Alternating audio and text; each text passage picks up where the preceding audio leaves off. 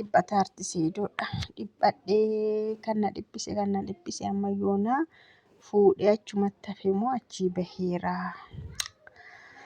Dhaqee achi isa baasuu laata akka hindii fiilmii hindii tokko yeroo baay'ee garuu achitti dhiiratu dhaqee baasa durbatu butamaa jettee durbatu xalafamaa durbatu butamaa durbatu oskamaa garuu dhiirri immoo dhumarratti dhaqee achii baasa akka sana godhee dhaqee achii baasuu laateetti.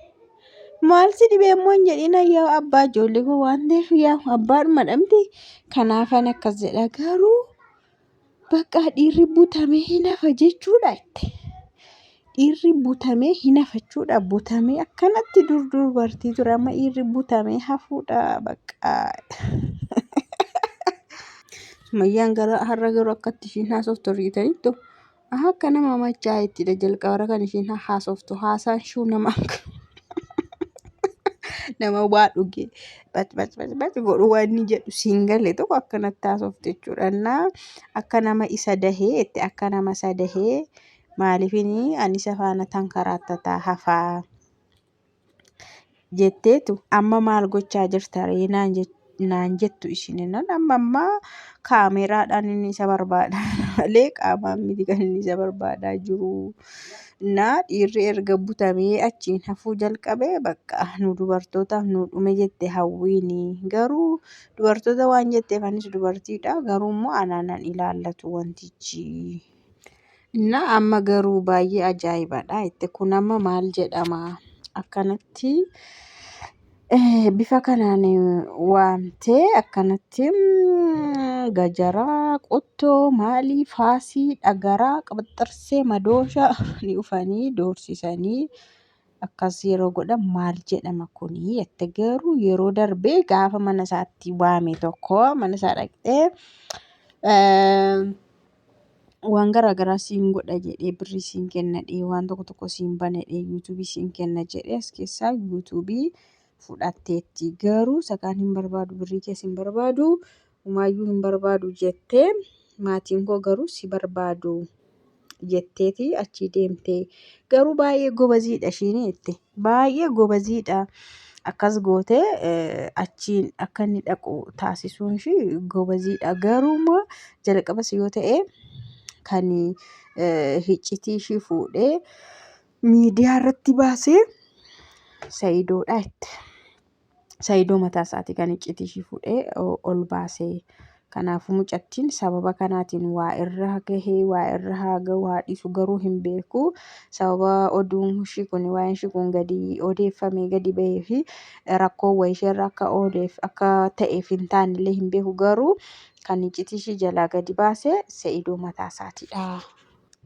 Imaanii akkanatti doorsisteetu qoncoraa maqaan maanii qoncoranii wanti ni dhamdi bakka qottoodha gajaraadha waan akkasii kana waan isaan qabatanii jiran sana meeshaa sanaan na doorsisteetu na fuutee jedhanii Sa'idoon boriif taanii yeroo inni akkas jedhu ammas jaruman sitti waama jetteetu saxxisa goote hafuura keen baafatiin jedhe. Amma sargiin ta'eera moo taane laata? Yeroo sargii godhan kana immoo Sa'idootu boo'aa itti durbatu boo'aa beelloo uffataa durbatu boo'aa heerumaa amma immoo Sa'idoo boo'aa fuudha. Hin butame waan ta'eef isatu boo'aa fa'aa suufiitti uffisuu boo'aa waan hundumaatti goggodhu bakka boo'aa waan hundumaa hojjetaa itti Sumayyaan muuditti kaase. Sirbi giddii dabarraan bareedu dhanii yaa rabbii kiyya. Dubartiin akkatti kunoo garee gooxii waan mattee dhiira butuutti kaate maal nu wayyadu maal nu wayya. Diriibaa waan mattee dhiira butuutti kaate dubartii yaa rabbii kiyya dirqamaan naa mallatteessi dirqamaan ni kana ni gooftaa. Boriftaanis dirqamaan akkasuma godhee dirqamaan asiin na baase achiin na baase akkanatti dirqisiistee hin taare dirqamaan waliin jedhu jedhani waan ta'e bare akka saayinsii jettan sitti maara maal jedhadhaa gambeekon abbeekaara wanti barbaade olaa jedhu waan kufeeyyuu olaa waan du'es olaa jedhu. Yoo miirri isaa itti tottolaa ta'e, of jaallataa ta'e, gammadaa ta'e miirri isaayyuu ol jedhaa jedhani. Egaa waan ol jedhu sana waanuma ol jedhuun jedhe kana sana hin jedhe kottaatii kana sanadhaa isin akka barbaadan jechuun mirga qabdu. Anis akkan barbaadetti jechuudha. Wayinee balaachuu! Jechuun niitiidha egaa kun yeroo hundumaa akkattiin gudeedamaa jiraachuu danda'a dhiirri tokko yoo fuudhe. Dhiirri koo dubartii ofiisaa hin gudeeda maaliif ofiisaa barbaadeera waan ta'eef gaafa barbaadu ofiisaa keessa isaa barbaade waan ta'eef miirri isaa hunduun ka'aa fi gudeeda. Garuu dhiirri sun hin barbaadu taanaan kam goota? Maal jala keessa? Maaliin ol kaasta? Wanti wayii deemtee afuuftaa akkannaa gommaan tanaffasu afuufanii waxxaran gommaa akkasiin ta'a waan ta'e nama haasofsiistus ma'aasin immoo. Sayidoon afur guuttatee jechuudha jettee afur guuttatee natti fakkaata jettee garuu immoo ani ittiin lakkaa'amu jette. Ani waan inni ittiin lakkaa'amneef amma sadii fuudheera jettee sadii godhateera tokko immoo eenyu taati laata jette sadii kan isheen lakkaa'aftu eenyudha? Hawwii beekna nun amma hawwii fuudhee jira inni tokko imaanittii kanaan fuudha dirqiidhaan fuudha gudeedamee fuudha har'a Sa'idoon lama ayyuutti lakkoofte moo ayyuutti lakkoofte akkas taanaan ayyuun deebi'ee artimtee sadii guuttateera tokkommoo eenyu mataati laata ani keessa hin jiru kiyaa baheera jettee jirte jechuudha. Egaa Sumayyaan haasaa ishii kana keessatti suma haa qoostu iyyuu malee haa kokkolfitu iyyuu malee Sa'idoon akka inni baga salphate jechuu ishiiti amma karaa tokko Sa'idoon akkana ta'uusaa gammadaa jirti jechuudha.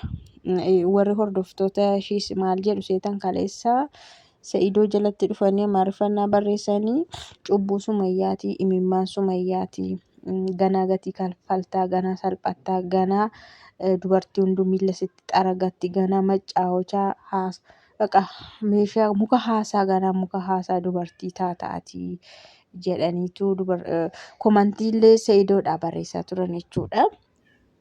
Yaa Sumayyaanis akkanumatti mudiitti qabatti dhaqeen baasaa dhaqeen maal godhaa bakka boo'aa beelloo uffatti boo'aa suufii uffataa boo'aa fuudhaa garuu wal faana hin jiraatu moo hin jiraatan danda'ee faana jiraataa as fidanii hawwii minaamin jedhanii immoo wal faana hin jiraatu utoo fedhiidhaan jaalalaan ta'ellee hin ta'a. Manni garuu yeroo jibbaa ammaa mana tokko miti biyyi tokko iyyuu nama hanqata biyya tokko keessa jiraachuun hin ulfaata yeroo jibbaa iyyuu jettee Sa'idoo keessanitti mudii qabachaa turte jechuudha. Lamaaniyyaa migaamee isaanii ilaallaqaa Sa'idoon ilma fuudhamoo dhiisa laata dirqiidhaanii yaa Rabbi.